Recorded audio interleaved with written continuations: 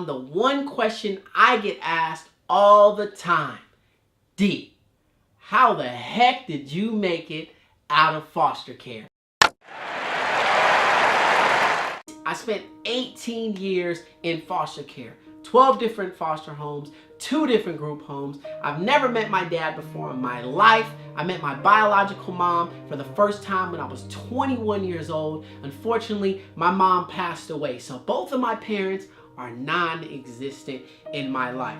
Growing up in foster care was difficult. So I want to touch on some things that I feel would really help you on your foster care journey.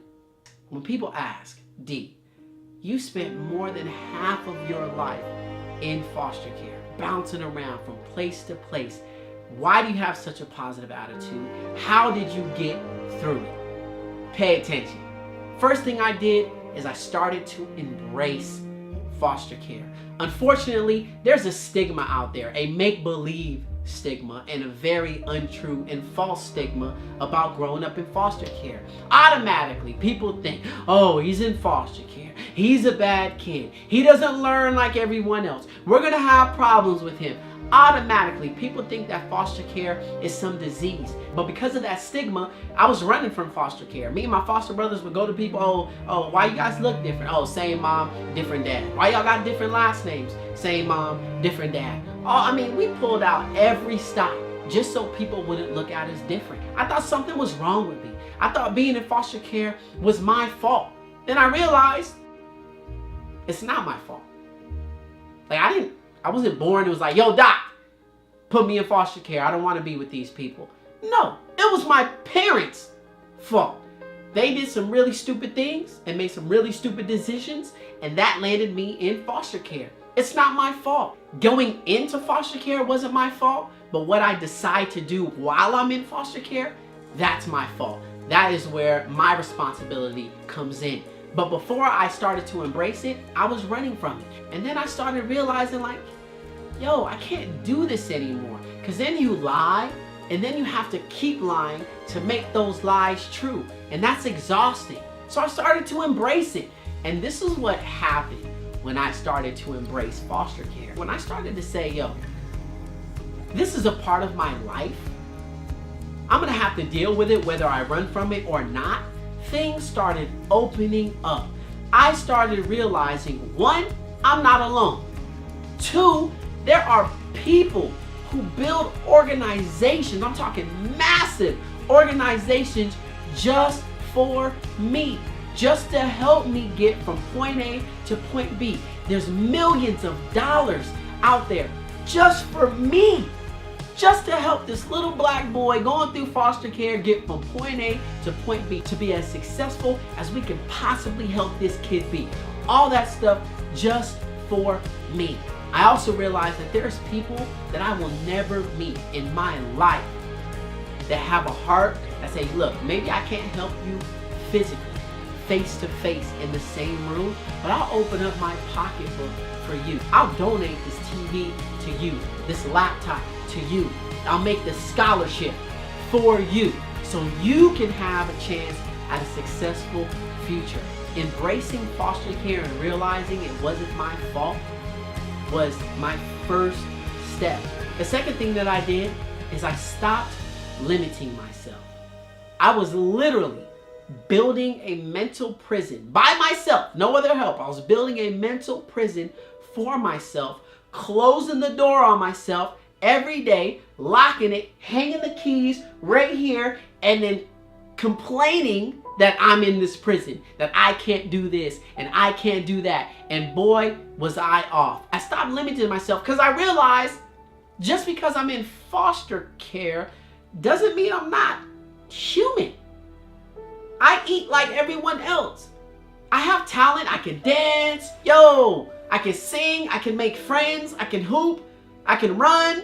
I can play. I went to prom. I went to homecoming. I went to Sadie's. Like, I had a girlfriend. Girls like me. I like girls. Like, I was just a normal person. I just happened to be in foster care. There was no difference between me and someone else that's not in foster care. So why am I listening to all these false stigmas that I'm a problem child, that I don't learn like anybody else. I got an A on my math test, just like this guy got an A on his math test. I graduated at the top of my class-ish, right? Just like he or she or them. So what is the difference? So I stopped limiting myself. I stopped saying, I can't do this because I'm in foster care. I can't go here because I'm in foster care. And I just demolished this mental prison that I was in. And man, that cleared out a lot of hurdles that I put there myself. If you're in foster care now and you have this mindset that you can't do what they can do, there is no difference between you and your neighbor and the girl in class who gets straight A's and the guy in class who gets straight A's and the head football quarterback and the prom king and the class president. As a matter of fact, you have more skills than that class president does. Why? Because you've been through more.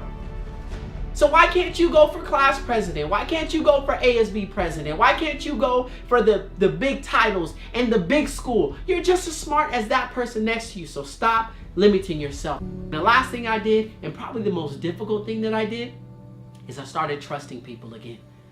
Now, you know, if you're in foster care and you've been hurt by someone you love, or you've been hurt by people who are supposed to love you and protect you, you know the most difficult thing to do in your life right now is trust people again. And we put barriers up, and there's no holes in our barrier. Nobody gets in. Not bad people and not good people. So we push both the bad and the good people away. I had to learn a valuable lesson.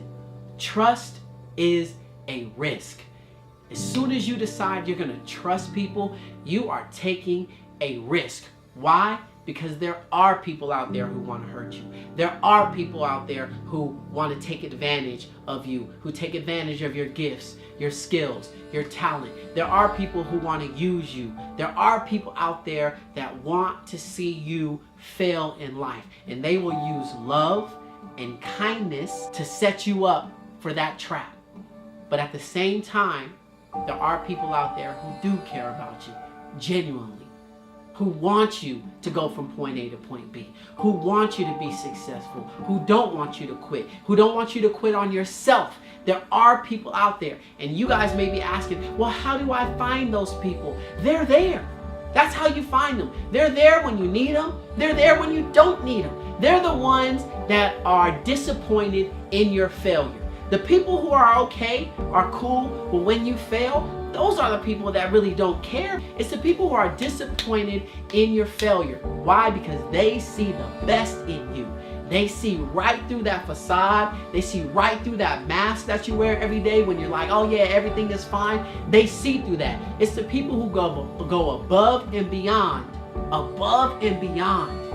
for you, to get you from point A to point B. Like if you ever looked at somebody who's just like, yo, why are you always on my back?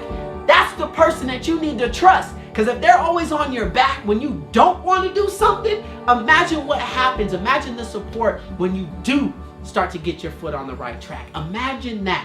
Those are the people you start trusting. And once you start trusting again, you start to realize the patterns of people who want the best for you and people who don't want the best for you. In my circle, I'm only surrounded by people who will push me, people who will be disappointed in my failures, people who do want the best for me and do want me to be as successful as I possibly can be, even beyond what I think I can be. So I hope this video has helped you change your perspective or helped you help someone else. Remember, if you're in foster care right now, embrace it. It's not a bad thing. There's nothing wrong with you, and it's not your fault. Stop limiting yourself. There's nothing you cannot do. What happened in your past is not your fault. You're still a human being. You still matter. You can still make a difference in this world. Last but not least, start trusting people again. I know it's difficult. I know you may just say that word trust and get the shudders, but look, if you start to trust people, you'll start to figure out what trust really means and what it will do for you when you meet the right people that want you to get from level 1 to level 10. My name is Dee Hankins. I love you, and there's nothing you